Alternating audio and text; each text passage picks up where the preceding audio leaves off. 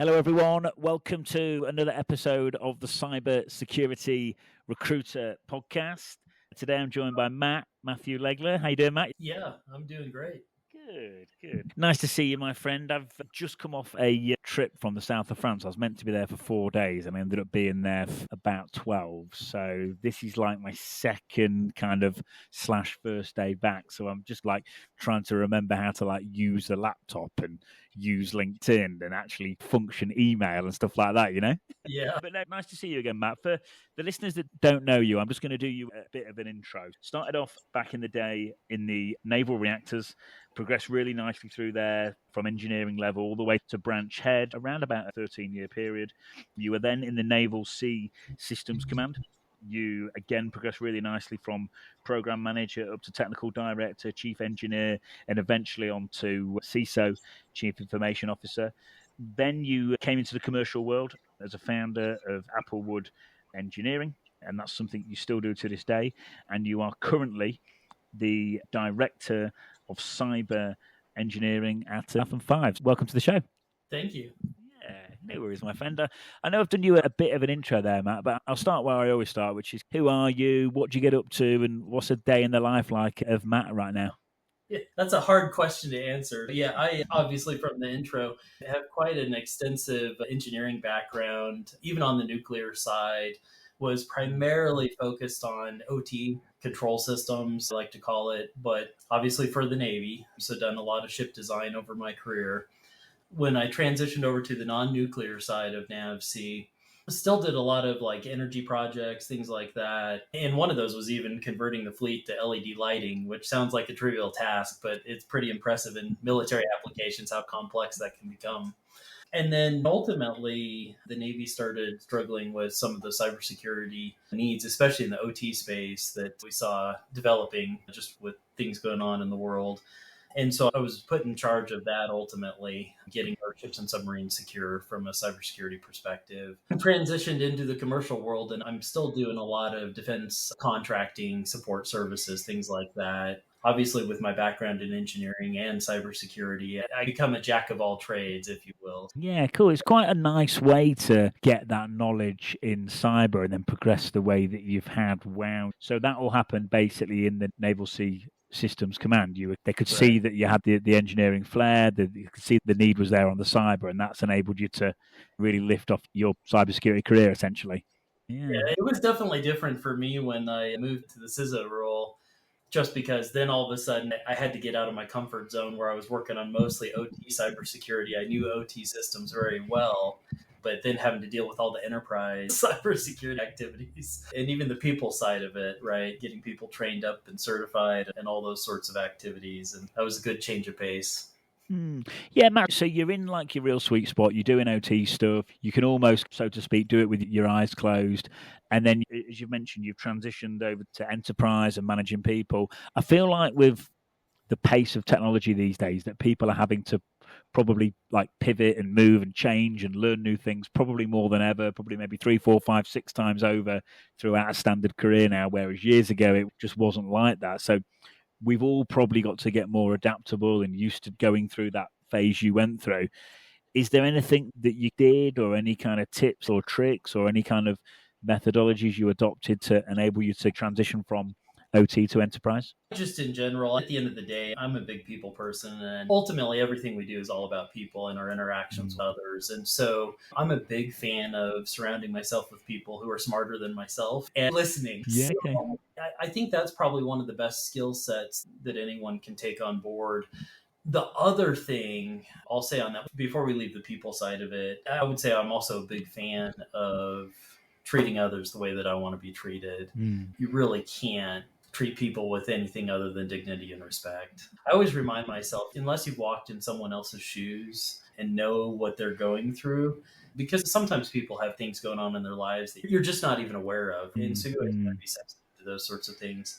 I think especially with AI and where AI is going these days, obviously I encourage everyone to to leverage the tools that are emerging. Myself do that too. I still get a lot of guff from people because I'm one of those people who does Copilot. I get from a lot of my technical friends that they do not like Copilot. They're like, you must be a wizard. Anyways, but yeah, and I've dabbled in a lot of the different AI areas. Obviously, from a cybersecurity perspective, I think AI is a very powerful tool from analytics. Even when it comes to getting presentations put together and stuff like that, I talk at our local high school and even college for the new engineering students that are going through. And I tell them all, embrace AI, embrace the tools that are put in front of you and become an expert at them, because that's what will be expected of you in industry. And unfortunately, some of our schools do the kids a disservice by trying to force them not to use the tools that are available to them instead of embracing them. But yeah, again, at the end of the day, it's all about the people. And I think being able to rely on and lean on the people around you who are smarter, better, gifted in certain areas is always critical, especially when you know you have a gap in knowledge. So. Yeah. Yeah.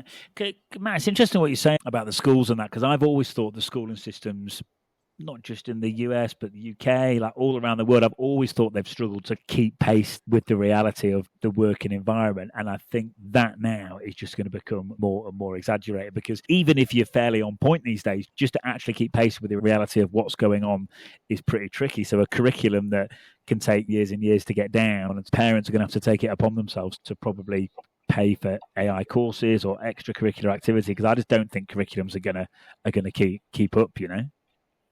Yeah, it's interesting because one of the schools I was talking to, they're actually a private, it's more of a consortium for some of the homeschoolers in the area.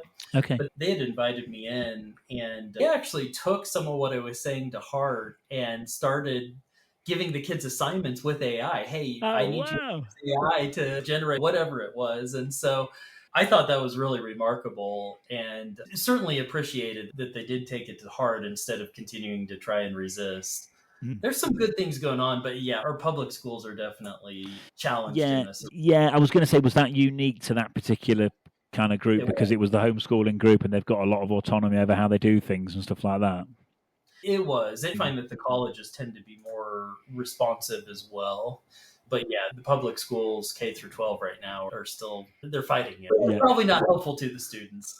I don't think so. And that we could do a whole other podcast about the schooling system and how AI is going to affect it and stuff like that. But yeah, no, it is fascinating. But I think the thing people have got to do is, if you're being homeschooled and you've got that flexibility, then great. But if you haven't, I think the one thing you can do is, living in the age of the internet, we've all got access to this information, with AI in particular. Like AI, as I'm sure you're aware, Matt, it's been there for a long time, but the likes of ChatGPT and Claude, they're making it, they're essentially democratizing AI and making it so accessible to us all. I think that's been the massive difference over the last kind of 6 to 12 months, is that all of a sudden we've all got access to these machines that cost billions of dollars to build, and we've all just got one on our laptops. That's been the crazy difference. Yeah, cool. So Matt, coming out, you're in the naval reactors for almost 13 years, then you're in the Navy Sea Systems Command. Stepping into the commercial world, on the face of it, it looks like it's gone pretty well. You've stepped out, done a bit of your own thing, pretty swiftly landed a director role. Is there anything that you can let us know about that transition that could help the listeners? Is there anything now about transitioning into the more of the commercial world that you wish you knew back then that could help people listening as well? Yeah, I think there's several areas that we could probably touch on. I think the most important from my perspective, what I've heard a lot of people who are in the federal space concerned about is really the transition, because you go from essentially a role where you are supposed to be an independent voice, advocating for responsibility for the taxpayer, and also on the technical side, making sure that the requirements are met, so the products that are coming in from the commercial world are actually meeting requirements. And so you go from that kind of independent position to, in the private sector, of course, then especially when you're supporting the Department of Defense, on one hand, and from my perspective, definitely still serving kind of the mission that you were in the federal space. So at the end of the day, for me, it's still about the sailors in the Navy and giving them the best tools to fight wars and to win. But I know some people tend to be very concerned about moving to the private sector because of the the word sales. And it's an interesting concept from my perspective. Even when I was within the federal government, I had to sell concept to other people within the federal government because that's part of how it works, right? You've got to convince other people that what you're doing, what you want to do is the right thing. That's part of the checks and balances that are within the federal government. To me, I felt like I was selling things even when I was within the federal government because that was part of my job, just working with other people, getting consensus, driving to a solution. I don't personally feel that industry is any different. Yeah, sales are important, but at the end of the day, you still have a mission, you still have a job. And if what you're pitching makes sense, then it really shouldn't be a challenge. And I often tell others the same thing, right? That they shouldn't be afraid of the transition and they just got to embrace it, right? Yeah. Do you know what? On the sales point, like, I think you're right. I think people have this misconception that sales is this thing where, for example, me and you get on a call and you go, "No, Tom, we don't have a need now." And then I magically turn that into a yes 10 minutes later. But I say that's not how it works. It's meeting people, getting to know them, being nice. The chances are they probably haven't got a need for your service at that right. If they do, you're lucky, but they probably don't have a need for your service at that moment in time. But you tell them about it, you build a relationship, you make a friend, you check in, not too often, but you check in on a fairly frequent basis and just be a nice person. And guess what? Maybe 6, 12, 18 months down the line, there is a need. And like you say, if there's a need there and you're doing a good job, it shouldn't be this like magical thing where you've got to piece these really clever words together. It's just doing things properly and being consistent. But there is this misconception that sales is this like Hollywood thing where you're going in there in a suit and doing all this crazy stuff. But I don't know, maybe it was like that 20 years ago, but I don't think it's like that anymore, mate. No. So transitioning out, so it was the sales piece and the communication side that was something that you realised was going to be a bit different. Was there anything else in terms of securing like your step into the commercial world nicely? I feel like the commercial world moves a lot faster than the federal government, which from my perspective is a really good thing. Part of the reason why I ended up at FATHOM5 was because the CEO wanted to start a couple of product lines, and he of course put me in the product owner role for those products, and one of them was a secure cloud, one of them is a secure operating system. And I really appreciated the fact that we could move so fast to just start building, as opposed to like on the federal side, I always had to convince everyone before you could even get the money. And it was a 3-year process to get the money because, of course, Congress had to approve the money. And so on the commercial side, it's okay, either we have the money in IRAD or we can go get a loan or we can go talk to some investors. But getting the money's fast, moving out is fast. And so from my perspective, I feel like I hit the afterburners in the commercial world, which I love. I absolutely love it. Yeah, definitely. And I think I'd say when people are maybe used to that, it probably depends on the personality, because what probably appeals to some people about it is that slow, steady pace. But I can see it from your side. Let's say if you want something done and you've got an idea and you've got to wait 3 years just to get the money, the idea's probably changed after 3 years. It's probably evolved, probably technology's probably affected it. So, yeah, I can see that why that was frustrating. Yeah, absolutely. Cool. And Matt, so you was able to come out and land a really senior director role. I presume that was off the back of being a CISO and doing so much initially within the naval systems. Yeah, that's correct. I had a pretty strong reputation for getting things done inside of the federal government, which is hard, right? It is very hard to do big things inside of the federal government, especially big new things, unless like the president is driving it, in which case then it becomes easy, right? But yeah, to do it organically within the system is very hard. And I had a pretty good reputation for being known at driving new things. For example, I stood up the SABRE program, which is the first cybersecurity program of record targeted at ships and submarines. And it has become a multi-billion-dollar program within the Navy, but also expanding beyond even the Navy. And I suspect our allies, I've heard, are going to be getting the same system also. So really big things got accomplished when I was inside of the federal government. And I love driving those things. And having that reputation, I obviously made the transition pretty easy. I was also known as a people person also, which the private sector really appreciates that. You don't want to be known as a troublemaker. And so anyways, yeah, I had a lot of job offers to choose from. And it was interesting too. I can probably tell some of the listeners about my transition story, because part of what happened was I went from an active duty officer to a civilian. And part of what I decided when I did that was I was going to work remote in Wyoming, and which the Navy was totally good with that at the time. But then, of course, I got several ad hoc promotions, as I tend to do. And then one of our executive directors at NAVC decided that I was way too senior then to be remote. And so they decided to administratively move my position back to DC. And of course, I was like, knee jerk reaction, but I think you just lost your CISO. And my admiral at the time fell out of his chair. It was very painful. It's painful to go through those types of experiences because your hand is being forced. And of course, my personality, I'm going to choose my family. The reason we moved back to Wyoming is this is where I grew up. I've got family out here. And so for me, being able to work remote was what mattered the most to me and my family, more so than pay and all these other things, right? But anyways, and so it was painful at the time, but turned into a blessing because, yeah, I had lots of job offers that ended up coming my way. And that was really challenging too, because of course I'm one of those people who likes to, like, all the job offers were amazing. And it's like, yeah. I would love that, and I would love that. How do you choose, right, at the end of the day? Anyway. Yeah, no, it's good. It's good. Listen, there's problems, but there's good problems. And having 4 job offers, that's definitely on the good problem side, I would say. But yeah, so Matt, I really wanted to drill down into the main, like, the biggest kind of steep growth curve in your progression is when you're at Naval Sea Systems Command and you've been promoted there 1, 2, 3. You've been promoted there 4 times by the looks of it, if I've got that right.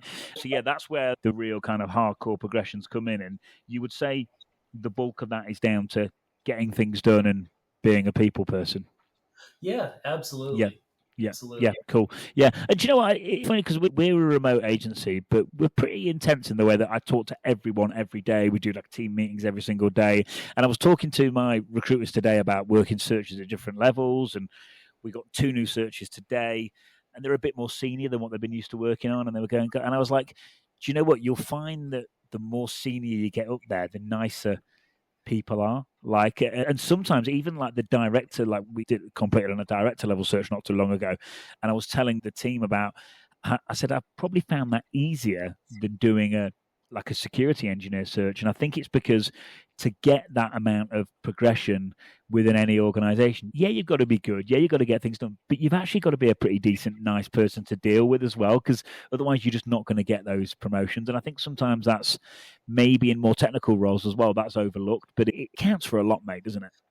It really does. And I think also on that front, I would also add the ability to communicate, because one of the things that I found, especially at that really senior level, you'll interact with, and especially as a cybersecurity professional, doctors have their own language, lawyers have their own language, financial people have their own language, but man, cybersecurity and IT people, like, we have a language on top of a language, right? And to be able to get out of our bubble and put very complex technical issues into, this is how I would explain it to my grandmother who knows nothing about cyber, nothing about IT, right?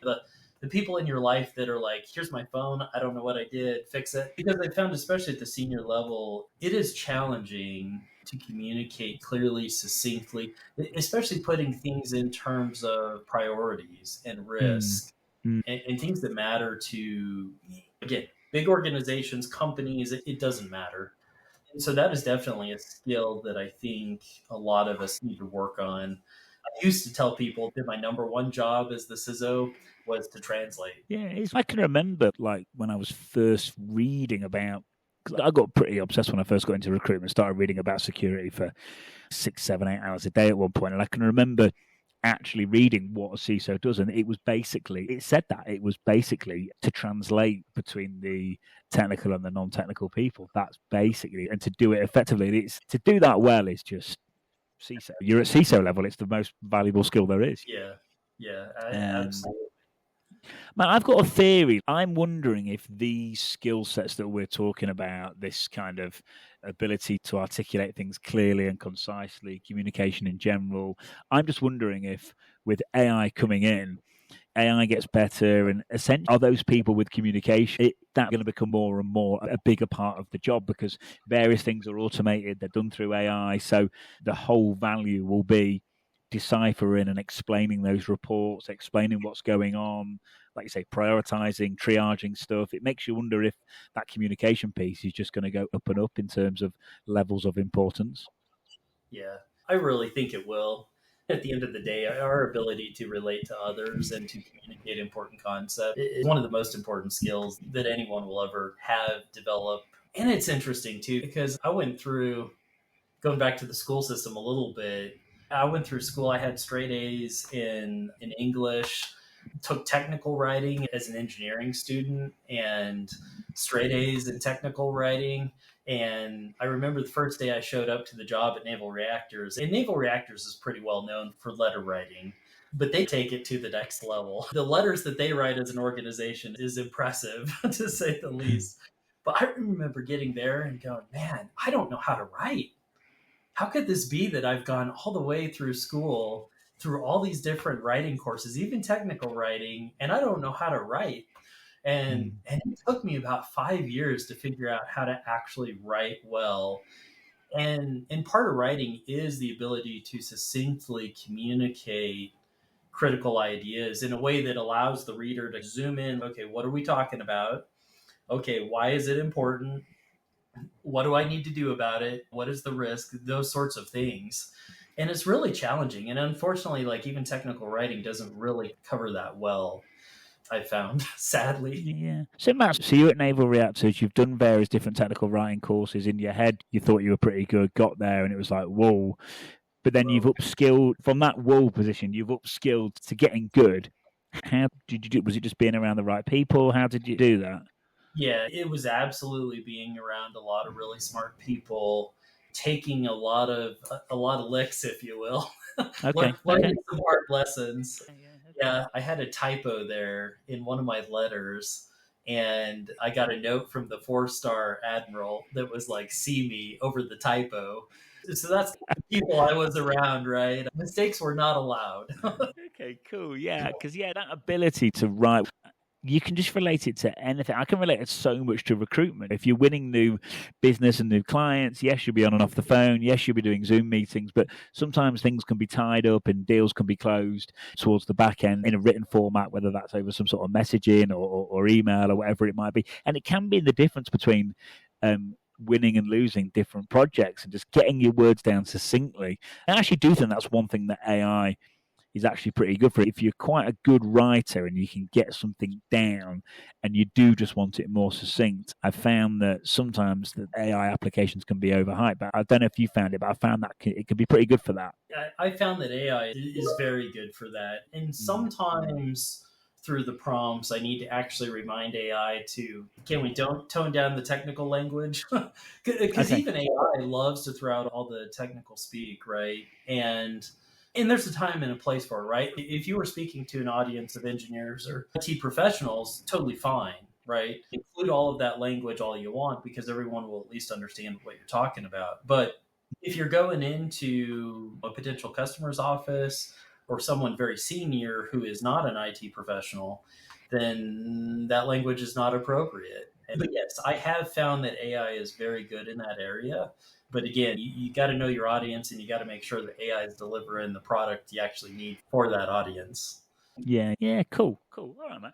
Just be nice to talk about what you look for when you're hiring in just a few moments. But before we do, I'm just going to go back to that for job offers. Is there anything else at all? I know you gave us a couple of really good reasons. Is there anything else you think you did at all during the processes or in the application process or just anything at all in general that could help the listeners? Because I know there's a lot of people out there that are struggling. I do see certain candidates coming on and off the market still really fast and doing really well and getting multiple offers like you've just mentioned. But for those people that aren't, is there anything else they can be doing to work towards getting multiple offers or even getting an offer? Yeah, it's really challenging.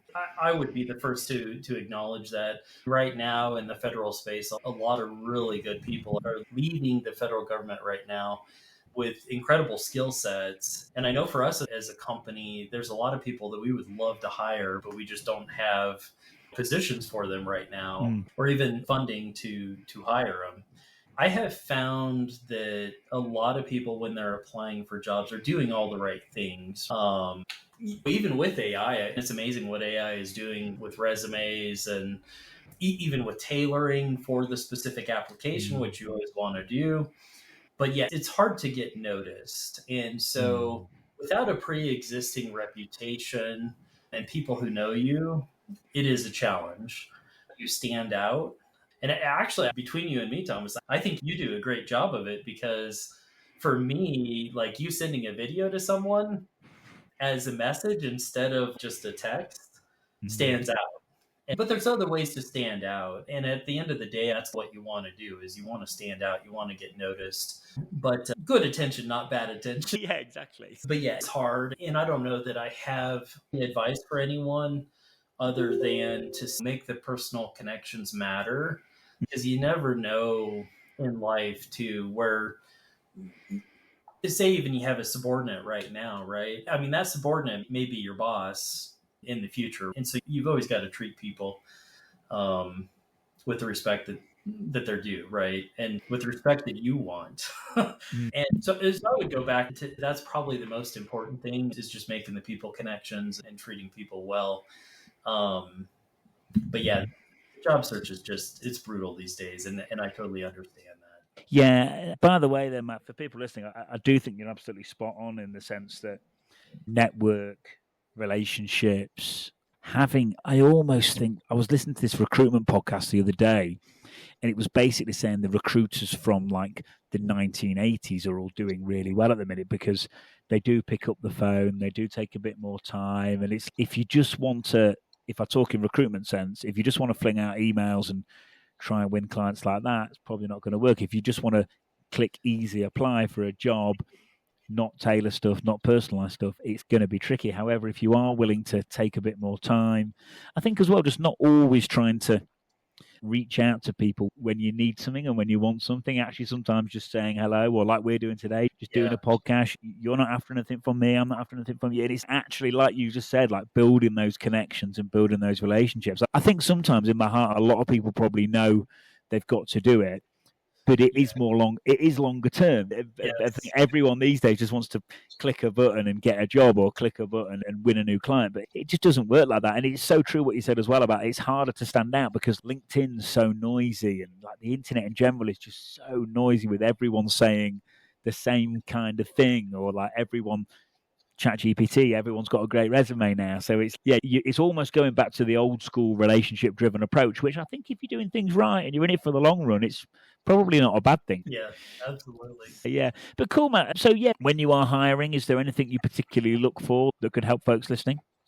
Yeah, I definitely look for accomplishments in resumes, and in again, plain speak, right? If you've got numbers, that's fine, but really, what is the impact of what you did to the organization, to the company?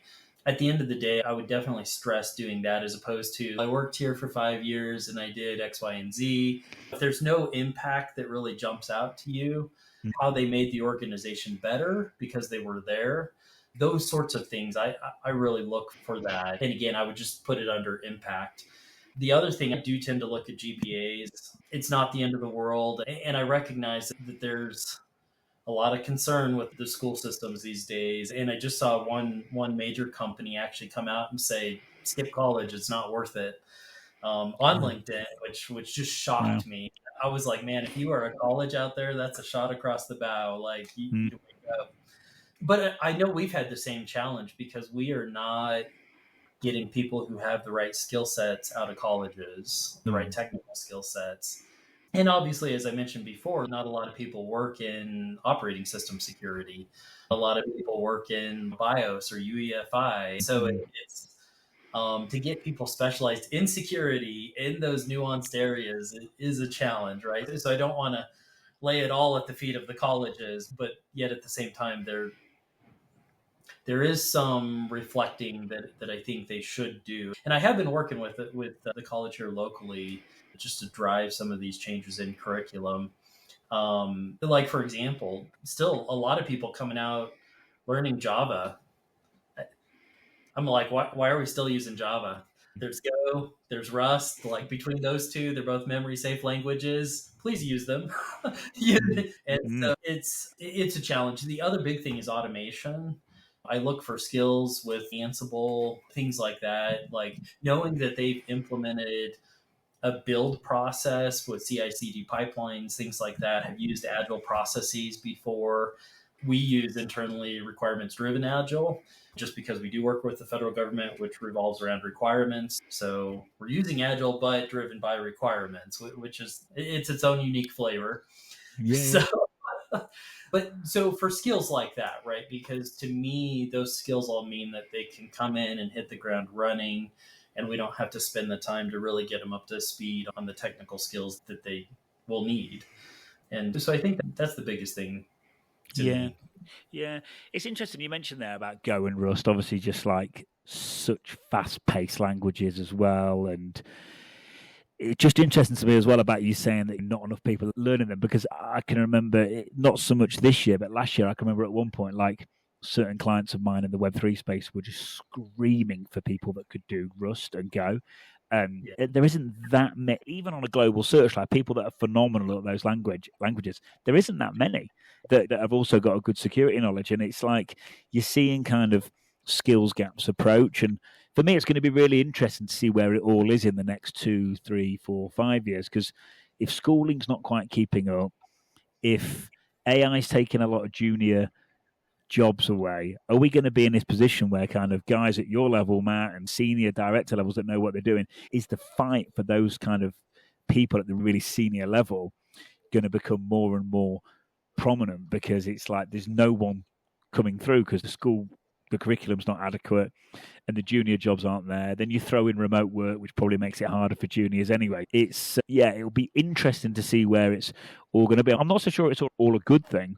I know from a recruiting standpoint, it probably, in a harsh kind of way, it probably is a good thing, because it will mean the demand for headhunting the more senior people will be more and more in demand. But I do worry in general, what does it mean for kind of people coming through the workforce? I feel like people are going to have to take charge of their own careers and really put themselves out there and really go out and fight for the information and fight for the knowledge and do extra things and grab people like you as a mentor and stuff like that. Because I think if you do that, you could have a phenomenal career. But if you go the other way, I think you could actually be in quite a bit of trouble. Yeah, absolutely. And grabbing a good mentor is great advice. Yeah. Because I have a lot of friends who are more senior and they love mentoring people. They really do. And so a lot of friends actually who help teach at colleges courses and things like that. And so you will, if you're on the lookout while you're in school, you can come across those people and definitely be their friend. So. Yeah. Yeah, definitely. I think being around the right people in general as well. I know I've had it I had it the other week, Matt, where it was like we had a phenomenal Jan, phenomenal Feb. Then March and April were a bit quiet, and I was seeing a lot of stuff about AI, and I got into that. I was like, God, maybe nothing's ever going to happen again, and what am I doing? And then, of course, one of your experienced friends pulls you to one side, shakes your head, and takes you for a beer and goes, Tom, what are you on about? And then before you know it, you're back on track and everything's rocking and rolling again. But sometimes whether it's mentors, I think being around the right people, I'm thinking people that are implementing certain standards and being immersed in that environment, I just think that is it's worth its weight in gold, isn't it? Yeah, it absolutely is. Yeah, it really is. Cool. All right, Matt. When it comes to learning yourself and knowledge, I used to basically always ask people which book has had the most positive effect on their career or self-development or growth. But these days I ask you what podcasts or what information are you consuming online that's helping you the most that could help others? Yeah, so that one's a really good question. There are a lot of really good books out there. There would be any book that I would necessarily go to. And there is so much available online. I think a lot of people tend to gravitate towards what's online. You mentioned LinkedIn. LinkedIn is a great platform. It is tough though, because it does feel somewhat repetitive, and I'm hoping Microsoft will pull out some changes on LinkedIn to make it more relevant again.